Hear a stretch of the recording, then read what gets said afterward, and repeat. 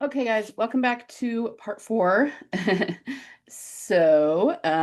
have kind of an oh dear here. Um, if you listen to my analysis in part three, you may have noticed that I didn't say a whole lot more about the mystery of the feed store being burned because I didn't have a lot more. I just didn't really know where to go with it.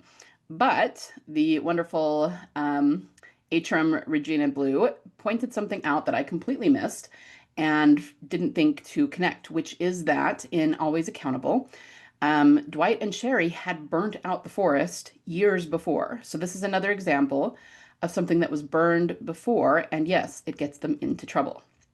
I had not thought to connect that at all.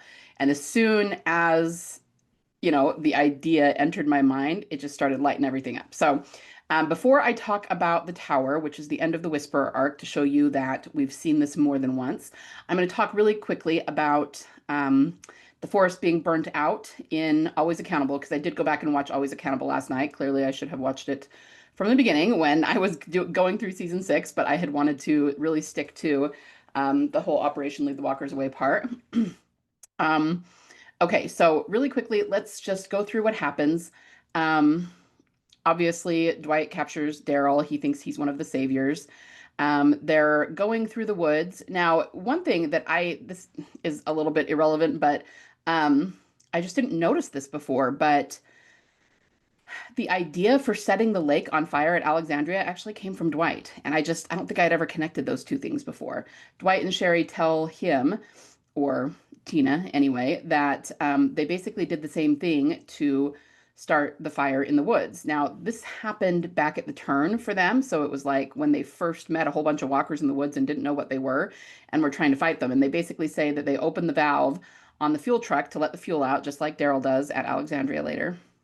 And they basically, drove it all over the woods in order to spread accelerant. And then when they lit it up with the matchbook, the whole forest went up, right? So that's how they did it.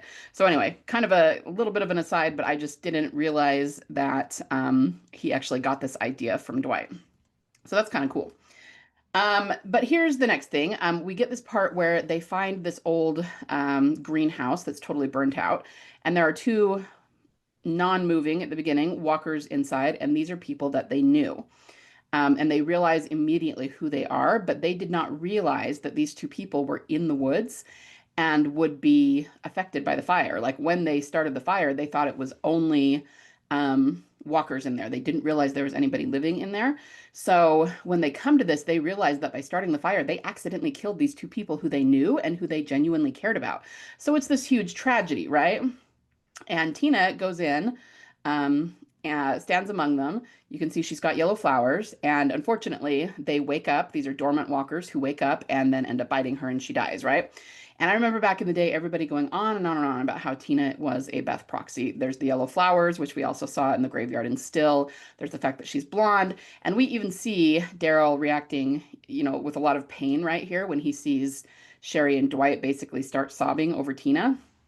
But this was really not very long after Coda, so uh, Beth's loss would have been very raw still and very fresh, and obviously he doesn't have much distance from it, right?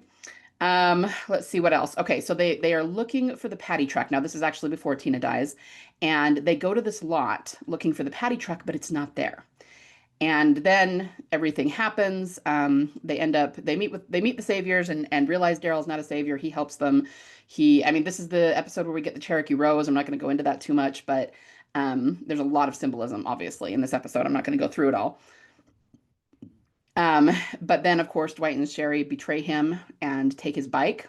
And then he goes back to where he originally kind of fell down and was laying next to that walker that has the helmet on.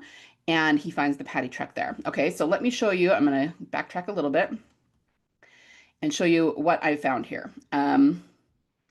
So in terms of parallels between this and the feed store already being burned, what I'm seeing is that something about the fire having happened before leads directly to either the death fake out or the Beth death parallel. All right, so the feed store already being burned during Operation Lead the Walkers Away leads directly to Glenn and Nicholas being atop that dumpster and to Glenn's death fake out, right? In this, the fire having burned before leads directly to Tina's death, right? Because they find these people that they knew, and it was something that happened before, and then because of that, she dies. So those two things are paralleled. Um, and then when it comes to the paddy truck, this is another example of them looking in the wrong place. Okay, so the paddy truck does represent Beth. And again, we went on and on and on back in the day about the fact that it's Irish, about all the details of the paddy truck, the fact that it's holding ethanol, all of that. And they went looking for it here in this lot because this is where they left it. So they're just assuming it would be there, and they are genuinely shocked that it's not there and start going, oh my gosh, what are we going to do? We have to come up with a new plan now. And then Daryl finds it someplace else. So this is another example of them looking for something in the wrong place. And if you don't remember, I've said that about Beth a lot, that they were looking for her where they left her, we think, during the missing 17 days. And maybe she was back at Grady. We've actually seen this symbolism a lot. We saw it during the Reapers arc when they were looking for Maggie, and Daryl kind of helped hide her and were telling them the wrong house that she was in, the green house versus the yellow house. So they were looking for her in the wrong place. Another time that we saw it was back in season 4 when the prison first went down. Maggie thought that Glenn was on the bus because that's where she left him, right? But he got off the bus and was back at the prison. So she wouldn't have thought to go back to the prison and look for him, but he was back where she had left him, right? And so we see the symbolism a lot. So this is another example of that. Also, when Daryl finds the truck, there is a walker in it. It's a lot like 509, and I'll show you that in just a minute. But here's the biggest thing. So, oh, by the way, there's a Beth Walker in the parking lot here, which is another clue that they focus on. And he says, so this is another thing I want to talk about just very quickly. When this episode aired, people were really confused, and I remember being confused because they keep calling the truck Patty or she, and that's not totally uncommon. People call boats she and that sort of thing, but it wasn't clear exactly what they were looking for here. And I remember on the Talking Dead afterward, they had to clarify it, and they're going, okay, what were Sherry and Dwight looking for? And they're like, oh, they're looking for the truck. They just call it a she, and it's Patty. But that wasn't totally obvious the very first time you were watching this. And it's interesting because now, knowing what we know and that this is a Beth proxy, it's interesting that they call it a she. She's gone. She's not where we left her. And then Daryl finds her out in the woods, someplace completely different than what they were looking for. So just kind of an interesting detail there, right? All right, so what happens is that Daryl goes back to, this is the walker. I don't know if I took a picture of the walker. I didn't. That he was lying next to at the beginning. So he comes back and looks at that walker and just kind of stares at it for a minute.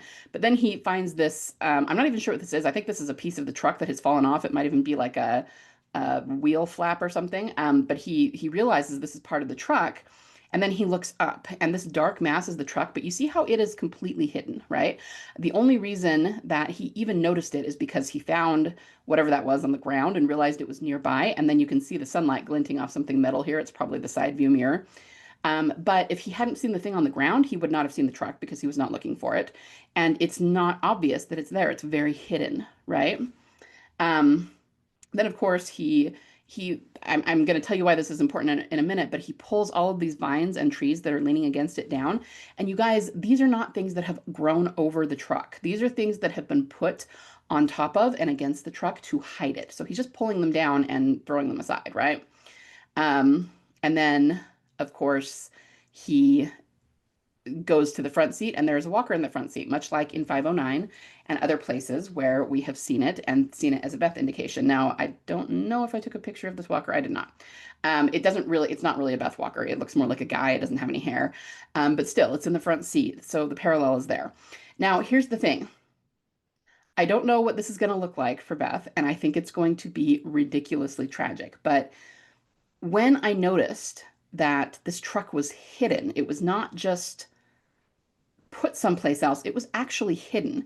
What it reminded me of is in season 4, 4A, when Daryl and Michonne and Bob and Tyrese go to the gas station. Okay, they're going to the veterinary college looking for medicine for the virus that is at the prison, and they come to this gas station, and they find, first of all, a hidden car. It's a minivan.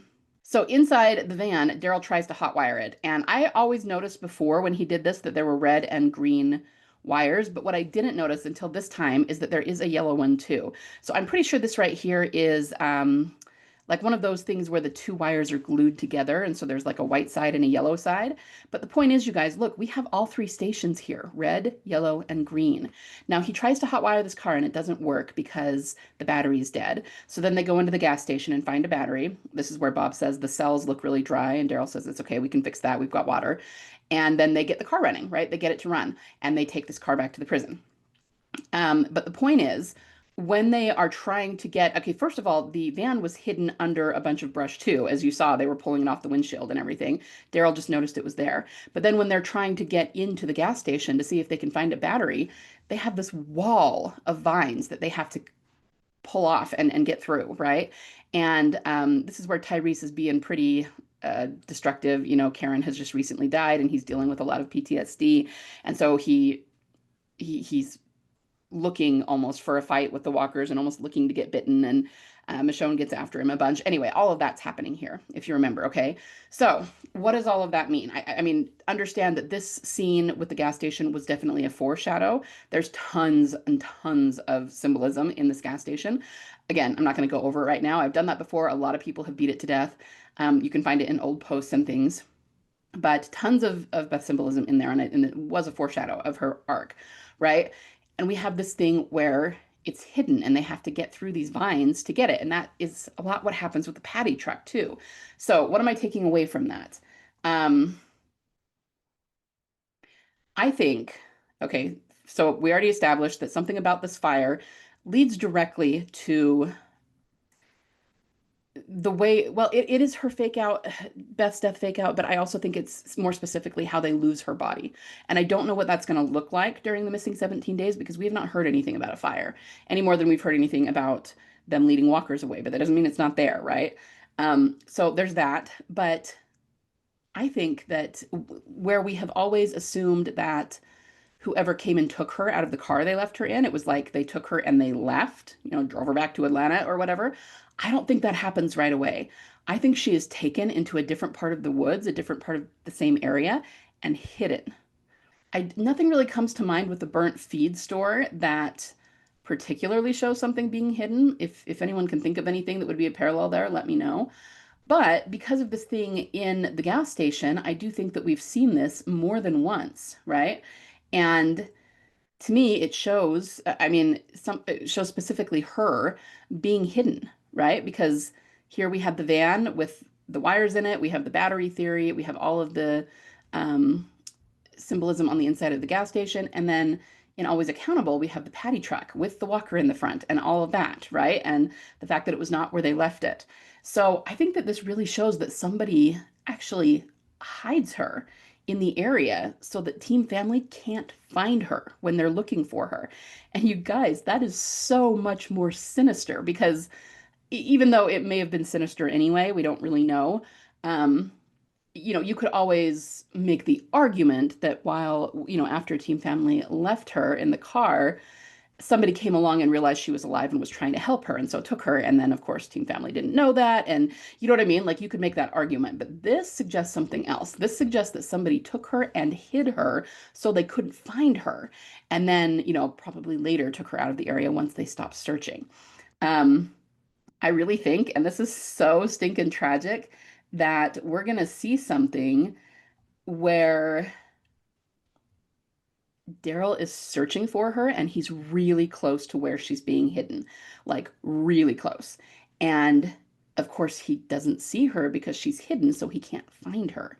Because if you look at Always Accountable, the place where the paddy truck was hidden was right where he first laid down next to that walker. It was in the exact same place. He just couldn't see it until he went looking for it and saw the glint on the mirror, right? And that's so sad because if he had found her, not only would, you know, obviously he would have found her, but he would have realized she was alive. So it's dually about something about the fire has to do with her death fake out, but also the way they lost her body. It's kind of the same thing because if he had been able to find her, he probably would have realized she was alive, right?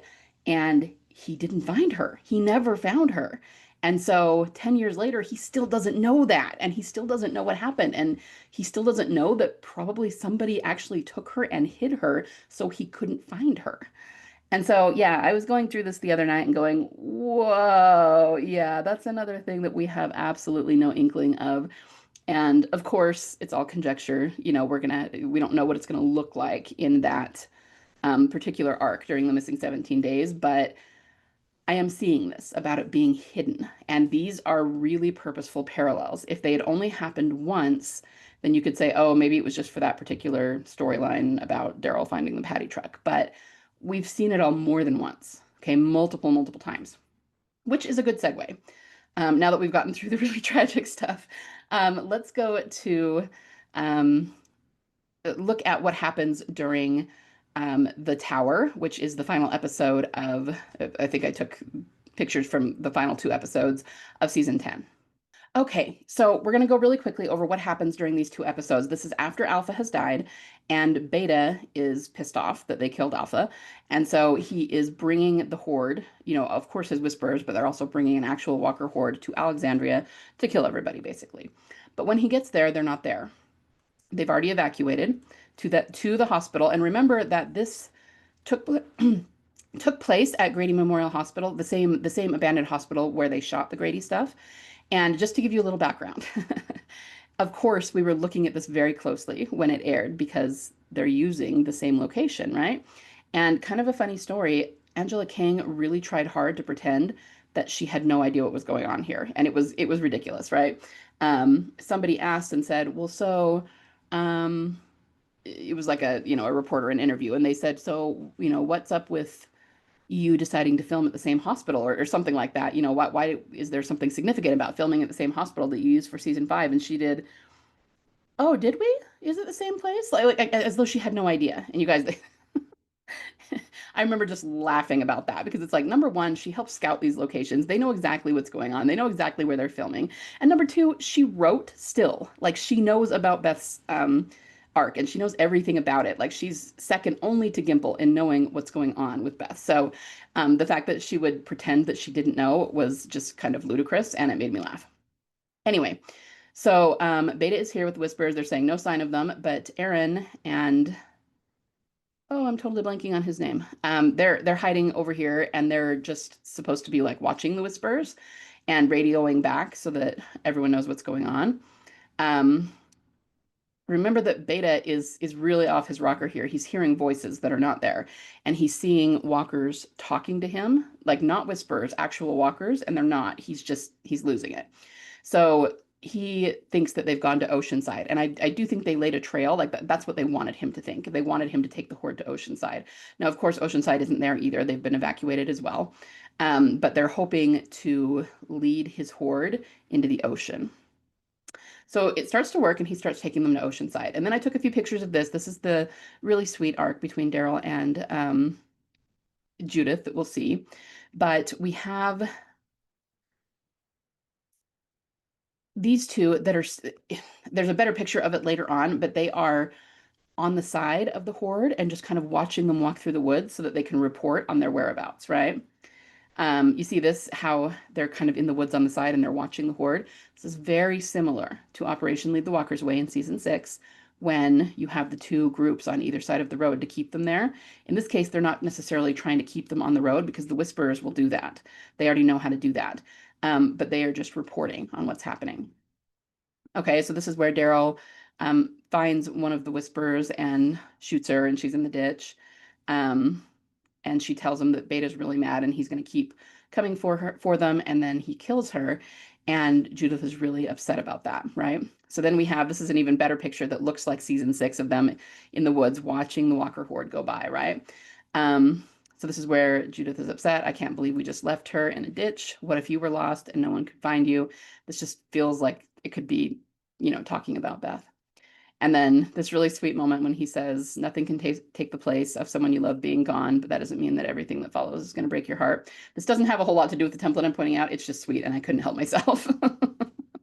And of course, we related all that to Beth back in the day. But anyway, at some point, Beta realizes something, and he turns the horde a different way and brings them to the hospital. So now we have another example of them being surrounded by walkers at where they're staying, right? So then we move into the next episode, and this is really interesting with Gabriel. Okay, so this is really interesting. Gabriel is talking to RJ and Gracie, and they're kids, they're scared, they're asking if everything's going to be okay, if they're going to win this. And Gabriel gives them this analogy. He holds up his hand and waggles his five fingers and says, "Look at these fingers. Alone, they're not much." And then he makes a fist and says, "But together, they become a very powerful weapon." And then he says the fingers are Alexandria, Hilltop, the Kingdom, and Oceanside, which is four. And he's just saying that if they all work together, they can do this. And then Gracie says, "Will it be enough?" And he says, "Oh, but I'm not done yet. There's a fifth one," right? Um, there are others, the others who aren't back yet, the others who are going to come and help us and save us. Now, in this case, he's not talking about anyone evil. What it actually ends up being is Maggie, right? Maggie's group shows up, her and Elijah, and they really make a difference in helping at the tower. So that's really what they're pointing to here in this particular arc. But I started thinking about that and the idea of these others who are unseen, who are unlooked for. And it's a theme that we've talked about. We've talked for a long time about how, um, Team Family is being watched and they're watched by someone who is unseen, right? And it could be that Beth is part of these others that are going to swoop in and save people. So it's also a foreshadow. And we do kind of see this in the other arcs. I was thinking that we actually do see this in Rick's arc when he's taken. The unseen person that saves him is Jadis. And, the audience was seeing her, but he wasn't. He had no idea she was out there. He didn't know what she was doing or that she was in contact with the CRM. So it's someone that's completely unlooked for that saves him. And of course, because Daryl and Michonne didn't know that, they didn't know to look for him in any other place. So I feel like this is also kind of a double meaning here. And he's talking about others who are going to come in and save them. So that's kind of interesting. But in terms of Operation Lead the Walkers Away, um, this is more of his speech. Together, we're going to find help. Together we fight. Um, and this is where we see Elijah show up and help Aaron. And then we see Maggie, right? Okay, but in terms of Operation Lead the Walkers Away, we're going to see the exact same plan here. They're basically going to, the walkers are around the hospital and they need to get through that ring of walkers so that they can set up their wagon. So much like in season 6, when Rick and Carl and Jesse and everyone put walker guts on them and walk through the horde, they're going to do the same thing here. But then what they're basically going to do is they're going to, it's like the Pied Piper plan, and I think they say that more than once too. They're going to put a radio onto a wagon drawn by horses and use that to lead the walkers away. And they say that several times, that it's the Pied Piper plan. Um, and eventually they're going to lead them away and hopefully take them over a cliff. And originally they were going to do this from Oceanside, remember, but it didn't work because Beta brought the walkers back, right? Um, they wanted Beta to take his horde there, and in both cases, we have something where they're leading the walkers away, and it's a good plan, and it probably would have worked, except for an outside group interferes, right? The first time it was the wolves. This time it's the whisperers. I mean, like literally, the whisperers are that secondary group that are bringing the walkers back to where they are and trying to use the walkers to kill them. And the plan basically goes to hell. And now they're surrounded by walkers, right? So they walk through the horde. In this case, they're going to put a bunch of walker guts on. Um, the wagon is on the other side, so they're in the tower. It's the hospital, really, right? And they're surrounded by walkers, and they have to get to the wagon, but it's outside the ring of walkers. So a bunch of them put walker guts on and walk through the horde to try to get to the wagon. And like I said, we saw this during season 6. So I mean, I would say that at some point during the missing 17 days, they're going to do this too. And this isn't that big a deal. Like we saw it in season 1 with Rick and Glenn, right? So this is something that's pretty common. But even so, we do have a lot of evidence from these templates that they'll be doing this at some point during the missing 17 days. Now, as they're going through the Walker Horde, there is some interesting symbolism here, right? In season 6, that's where we lost Jesse and her two boys, Ron and Sam, and then where Carl gets shot, right? Well, we're going to lose people here when they do this too. So they kind of pair up. Daryl and Kelly stay really close together, right? Carol and Beatrice, and then there's Luke and his girlfriend Jules. Um, and then there's Magna and Jerry, right? So they kind of go in pairs this way. But something happens with Beatrice. See, this is Kelly here with Daryl. Um, I just took a few pictures of this. Some of Beta's people are trying to sneak into the tower, but they booby trap the stairs. But this is a serious shot. He's got a nail in this eye. So we're getting some other symbolism going on here. Anyway, what happens is that Beatrice unfortunately goes down. So we have Carol and her walking, and this is one of the whisperers notices Beatrice and that she's not actually a walker. So this is one of the whisperers again that grabs her, and there's a fight and ends up stabbing her in the leg. She goes down, and the walkers get her. But she's carrying a black bag. So I probably mentioned it very fleetingly in the previous videos, but there is something going on that has to do with leaving a bag behind. We did see Beth drop her bag in alone, but we never saw anything come of that. And it's probably important. I think somebody else probably picked that up and it had something to do with everything that happens afterward. I have no idea what, because this is another example of how we're seeing it through Daryl's perspective. The episode alone, I mean. So he leaves the bag. We don't see what happens to it. We didn't see what happened to Beth when she left the house. We only see what he sees when he runs into the yard and sees the car driving away. And then, of course, we see from his perspective as he chases the car. But we never see anything else that happened to her, right? And we don't know what happened to that bag. So we have the bag that Beth dropped. Remember that in season 6, we have um, Aaron, well, technically he dropped it in season 5 when they were in the wolf trap, and the pictures from his bag are what led the wolves to Alexandria, right? And he felt really guilty about that. Here, they need what's in the bag, and Beatrice just happens to be the one carrying it. So she starts yelling at Carol, going, Carol, take the bag, because she knows she's going down. The walkers are already on top of her. But Carol can't. There's too many walkers, and if she were to turn back to take it, she would have gotten eaten too. Like there's really nothing she could do. So the bag drops right here, and then we see somebody else pick it up. Now, in this case, it's Lydia. Lydia didn't go with them originally, but she decided to come out and help. So she picks up the bag and then looks up at Carol, and Carol sees her. And so now they have the bag. So you see what I mean? 3 different times. Every time it's a black bag that gets dropped and someone else picks it up. Now, in this case, it was a good thing that Lydia picked it up. So it was, you could even say that she's part of that theme of others from the outside who show up to help. Now, of course, she's not from the outside, like we know who she is, but she wasn't originally meant to go with them through the line of walkers, and she just decided to do that, to go help. So she was an unlooked for help that came and picked up the bag and was able to save it. But in season 6, when Aaron dropped his bag, it was the wolves that picked it up. And that was not a good thing, right? So I don't know which it'll be. If anything, I think it's probably not a good thing because it's going to have something to do with Beth disappearing. But it's just really interesting, right? Um, let's see. They do use the elevator shaft to escape here, which is really interesting. First, Negan does it to get out. Well, Lydia does it to get out in order to show up and pick up the bag, right? But then Negan does it too, and that's why he shows up when they're actually trying to kill Beta and helps Daryl kill Beta. So just like Beth and Noah, they were using the elevator shaft to escape. So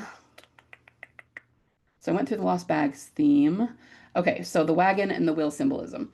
This is the wagon. This is like, you can see their speakers here. And so they're, in this case, they're using music more than lights or colors to draw the walkers toward them. So I've said this a lot of times. There was just a big emphasis on the walkers responding to sound. So in Operation Lead the Walkers Away, they really weren't using sound to draw them.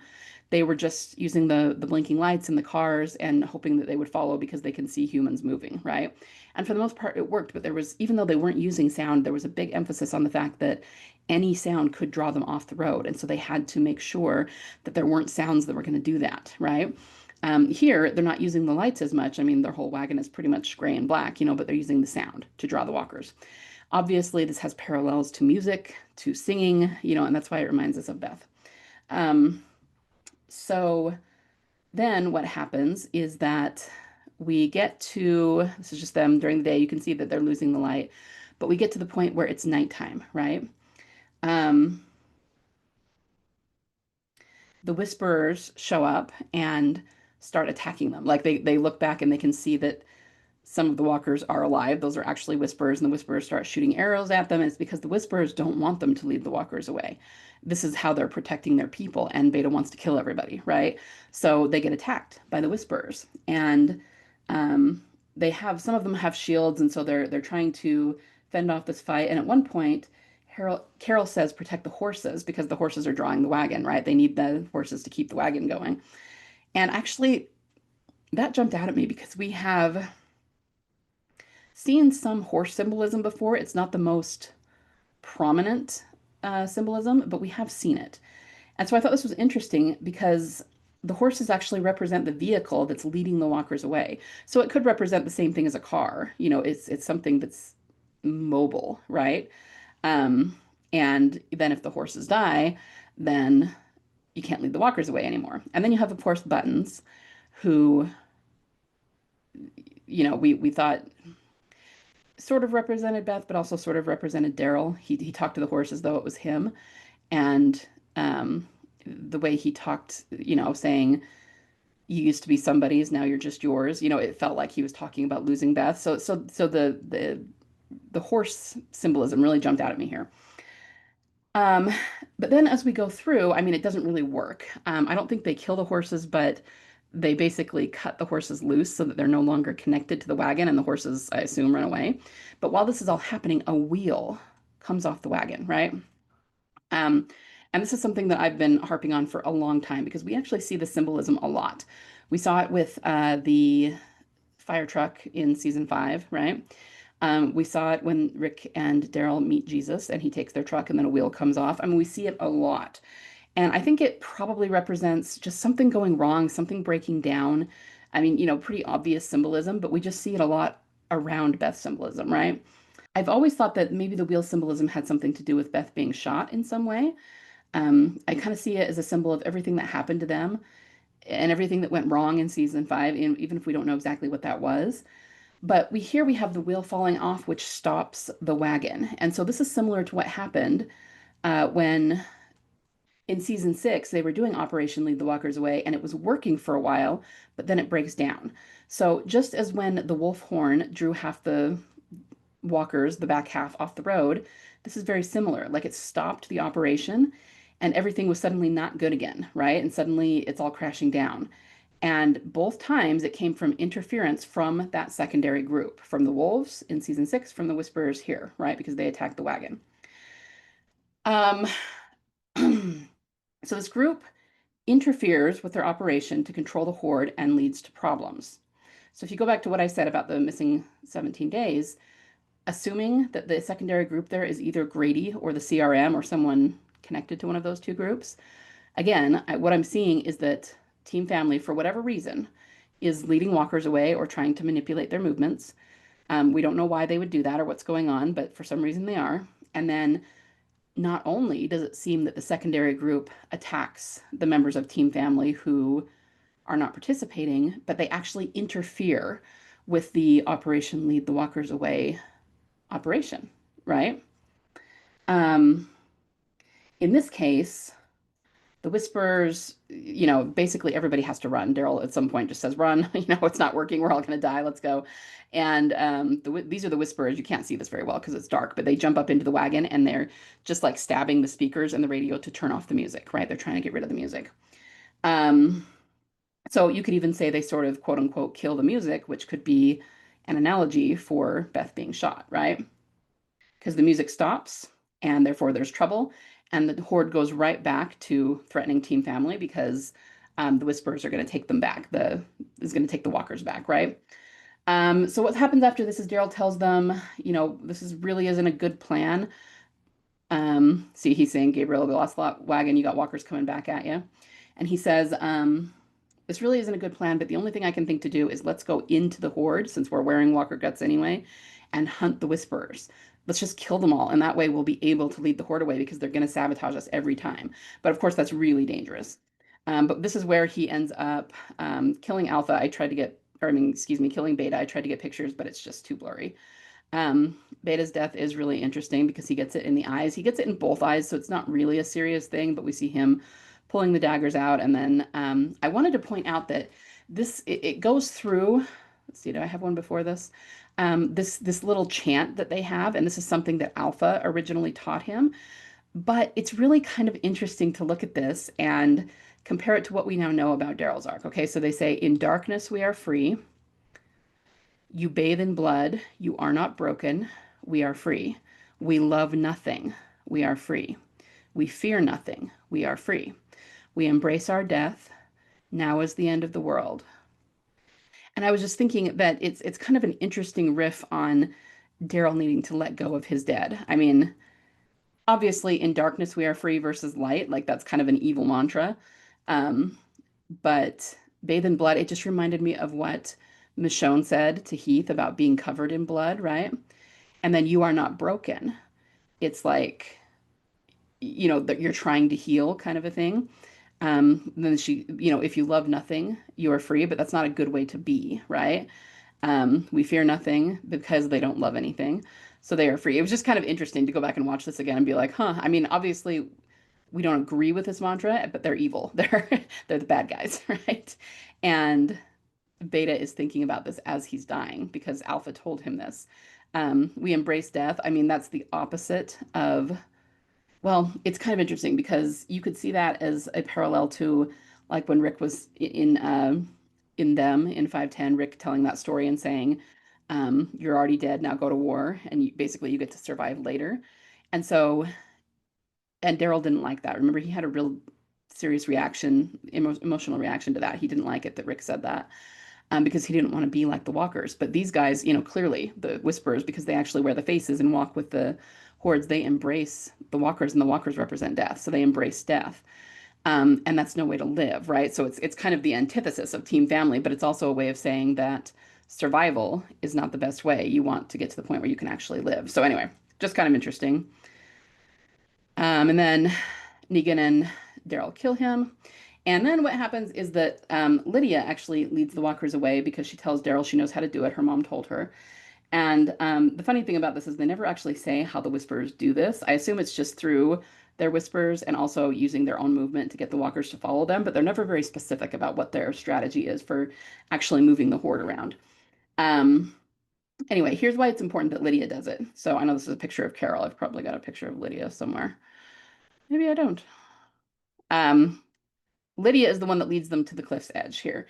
And we have this whole sequence with her and Carol, which is actually really touching. I'd forgotten a lot about it. And when I was watching it, Carol really wants to commit suicide here. And she tells Lydia, let me do this. Let me lead them the rest of the way because she's going to basically go over the cliff.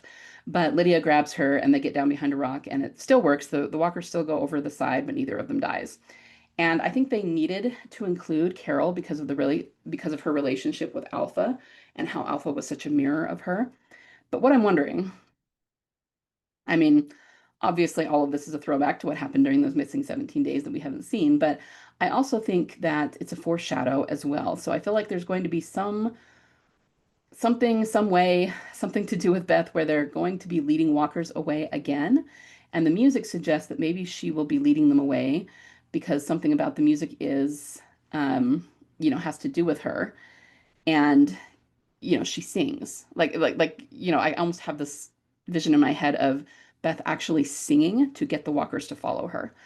And Lydia, back and forth, has been a Beth proxy more than once, right? But it's really, there's just something going on here that has to do with Beth leading the walkers away.